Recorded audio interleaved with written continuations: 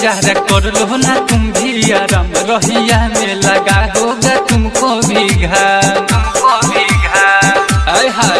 ए बम जरा कर लो ना तुम भी आराम, रहिया में लगा होगा तुमको भी घाम। हटे बाबा के बूटी हिम्मत नहीं टूटी, हटे बाबा के बूटी हिम्मत नहीं टूटी, थोड़ा भक्ति में ढल रहा हूँ। अरे बाबू ढुकू ढुकू का फेंकोता रे, अरे चीलम है चीलम। रुको बम गांजा मल रहा हूँ कि संग संग मैं भी चल रहा हूँ। रुको बम गांजा मल रहा हूँ कि संग संग मैं भी चल रहा हूँ।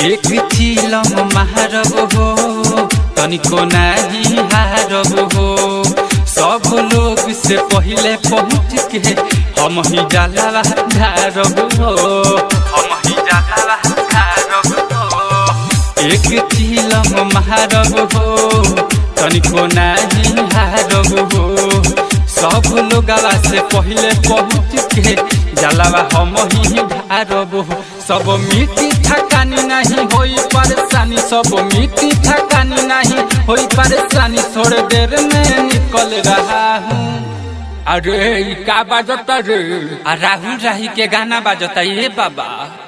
रुको बम गांजा मल रहा हूँ कि संग संग मैं भी चल रहा हूँ। रुको बम गांजा मल रहा हूँ कि संग संग मैं भी चल रहा हूँ।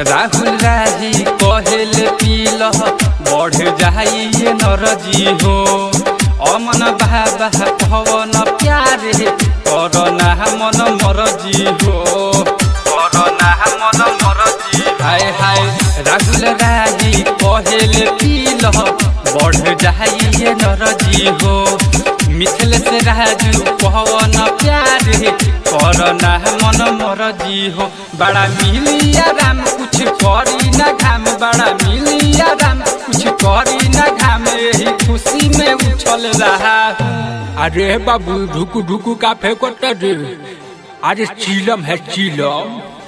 रुको बम गांजा मल रहा हूँ कि संग संग मैं भी चल रहा हूँ। रुको बम गांजा मल रहा हूँ कि संग संग मैं भी चल रहा हूँ।